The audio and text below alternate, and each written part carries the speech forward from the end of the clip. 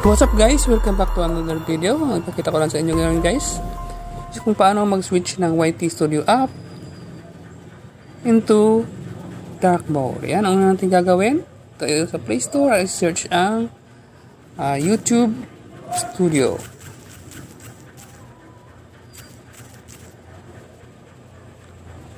Yan, click. Ayan. Itong aking YouTube Studio is updated. So, continue na tayo. Buksan na natin.